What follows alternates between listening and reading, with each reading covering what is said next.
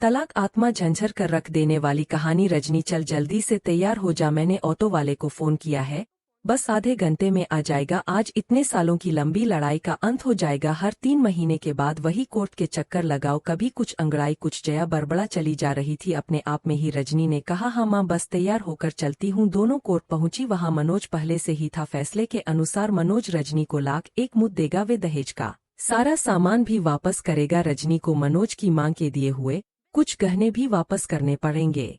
मनोज 1 महीने में एक बार अपने बेटे से मिल सकता है।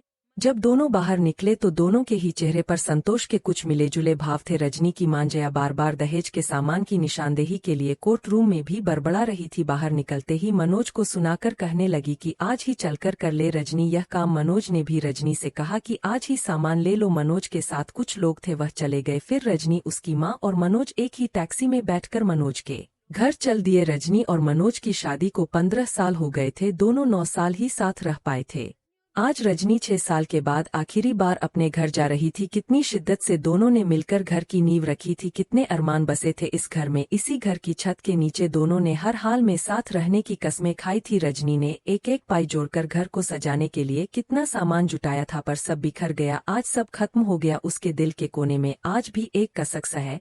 घर से बिछड़ने की। दोनों ने प्रेम विवाह किया था घर वालों की मर्जी के खिलाफ। वो तो दोनों के घर वाले उन दोनों की खुशी के कारण ही बड़ी मुश्किल से मिले थे। फिर भी मनोज का तो पूरा परिवार वहीं गांव में ही था। एक दिन मनोज शराब पीकर थोड़ा बहक गया था और उसके ऊपर हाथ उठा दिया था। वह बहुत नाराज हुई और गुस्सा होकर अपने घर चली गई। उसको छोड़कर तभी से शुरू हुआ भड़काने और कान भरने वाला सिलसिला, जो कि रजनी की मां ने शुरू किया था। बात बढ़ती चली गई। मां ने शंका के बीच बो दिए उसके मन में और वह दूर हो गई मनोज से। उसने कभी मनोज से ना बात की, ना ही फोन किया। उसकी मां हर समय उसको मनोज के खिलाफ भड़का रहती थी। मनोज ने पहुंचते ही घर का ताला खोला और थककर सोफे पर पसर कर बैठ गया और बोला, जाओ अपना सारा सामान ले लो, इसके अलावा और भी कुछ चाहिए तो लेती जाना, मैं मना नहीं करूंगा। यहाँ क्या काम है उसका। रजनी ने गौर से एक निगाह भरकर मनोज की तरफ देखा। इन 6 सालों में कितना थक गया था वह, टूट सा गया था और अब तो बाल भी पकने लगे थे। शरीर भी कमजोर हो गया था थोड़ा सा। उसका दिल कहीं पिंगला। पर उसी क्षण मां चिल्लाते हुए बोल रही थी, रजनी जल्दी कर, मेरे को तो कोई सामान नहीं मिल रहा है, बेच दिया होगा इस शराबी ने आज। फिर रजनी को मां के मुंह से शराबी शब्द सुनकर अच्छा नहीं लगा। जोर से बोली, वो मां क्या बोल रही हो, चुप हो जाओ। उसने अपने मन के भावों को दबा लिया। मनोज ने कहा, बंद पड़ा है स्टोर रूम में सारा सामान। रजनी मन ही मन सोच रही थी, इतना पुराना सामान, शादी का आधा तो रखे हुए ही खराब हो गया। पर मां की जिद के आगे मजबूर थी। सारा सामान लिस्ट से मिला लिया। मां ने सब रख लिया। वो बाहर आ गई पर मां बोली, तू तो पगली है, जा गहने दे दे उसे और मैं चेक कर लेती हूँ। रजनी चली गई जहाँ मनोज बैठा हुआ था। रजनी उसी सोफे पर बैठ गई जिसको बनवाने के लिए उसने मनोज का विरोध भी झेला था। रजनी ने मनोज को झोला पकड़ा हुए कहा, ये लो गहने। उसने कहा, नहीं तू रख ले, काम आएंगे, बहुत लंबी उम्र गुजारनी है, कम से कम इनकी कीमत लाख है। उसने कहा, फिर वो नगद लाख नहीं लेगी, वो तुम रख लो, काम आएंगे जरूरत पड़ने पर। और इतना कहकर दूसरी तरफ मुंह फेर लिया। शायद उसकी आंखें गीली हो गई थी, उनको छुपाने की कोशिश कर रही थी। लेकिन मनोज सोफे से उठा और कहा कि तुम रख लो, यह पैसे तुम्हारे हैं, अकेले में काम आएंगे। कहकर अंदर कमरे में चला गया। मां गाड़ी में सामान रखवा लगी। रजनी मनोज के पीछे कमरे में गई। वह वहां पलंग पर दीवार की तरफ मुंह करके जोरों से रो रहा था। रजनी ने कभी भी मनोज को इतना कमजोर पड़ते हुए नहीं देखा था। वो मन में थोड़ा खुश भी थी, पर दूसरी तरफ पता नहीं उसको अच्छा नहीं लग रहा था यह। लेकिन फिर भी वह कमजोर नहीं पड़ना चाहती थी। कठोर मुख मुद्रा करके वह बोली, इतना दुख और मेरी चिंता थी तो तलाक क्यों दिया तुमने मुझे। मनोज बोला, तलाक तुमने दिया है, मैंने नहीं कहा कभी तलाक के लिए। तुमने कभी बात करने की कोशिश ही नहीं की। रजनी बोली, तो तुम माफी तो मांग सकते थे। उसने कहा, किससे माफी मांगता, जब भी फोन करता था तुम्हारे घर वाले फोन काट देते थे हमेशा और धमकी देते थे मारपीट की। मैं तो यहाँ अकेला रहता हूँ, मेरे सब घर वाले तो गांव में ही है। कितनी कोशिश की लेकिन तुमने कभी बात नहीं की, फोन नहीं किया। गलती सबसे होती है, लेकिन इसका मतलब यह तो नहीं कि बात को हर समय बहाओ, उसको सुलझाया भी तो जा सकता है।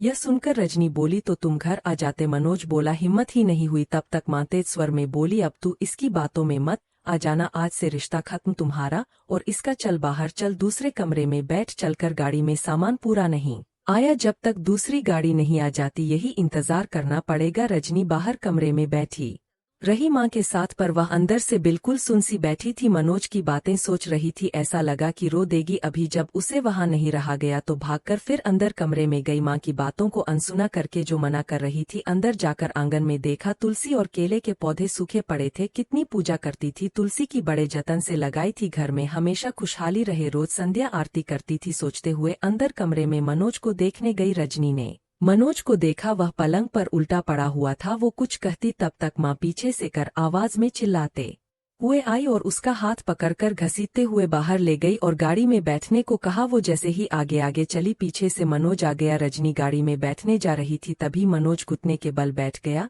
और तेज स्वर में बोला, रजनी माफ कर दो प्लीज, मुझे छोड़कर मत जाओ, अकेला नहीं जी पाऊंगा। यही सुनने के लिए तो उसके कान तरस रहे थे। बरसों से उसने पद से अदालती आदेश के सारे कागज निकालकर फाड़कर फेंक दिए और दौड़कर दरवाजे के पास आई और मनोज को गले लगाकर रोने लगी। बहुत देर तक दोनों एक दूसरे के गले लगे रहे। रजनी बोली, मैं कहीं नहीं जाऊंगी, हम यही रहेंगे। रजनी की मां गाड़ी के पास दूर खड़े होकर दो दिलों को मिलता हुआ देख रही थी और सोच रही थी कि कोर्ट का आदेश दो दिलों के आगे कुछ भी मायने नहीं रखता। उन्होंने कितना दूर करने की कोशिश की, खुद की गलती का एहसास किया। मन ही मन कहा, काश मैंने अपना अहम जला दिया होता और इनको मिलने दिया होता। गाड़ी वाले को कहा कि सामान उतार कर अंदर रख दे। आगे बढ़ी और मनोज से माफी मांगी। दोस्तों, पति पत्नी के संबंध में थोड़ी बहुत खींचातानी तो होती है, पर लड़के या लड़की किसी के भी परिवार वालों की अगर दखल अंदाजी ज्यादा हो तो परिणाम बुरा ही होता है। रिश्तों में अहम ही नाश की जड़ है। हमेशा संवाद जरूर रखना चाहिए। कई बार चुप्पी और घमंड दोनों अच्छे नहीं होते। दोस्तों, कहानी कैसी लगी कमेंट करके जरूर बताइएगा। कहानी पसंद आए तो वीडियो को लाइक शेयर कमेंट और चैनल को सब्सक्राइब करना। वीडियो पूरा देखने के लिए बहुत बहुत शुक्रिया। अगर आपको वीडियो पसंद आए तो लाइक और सब्सक्राइब करना न भूलें। धन्यवाद।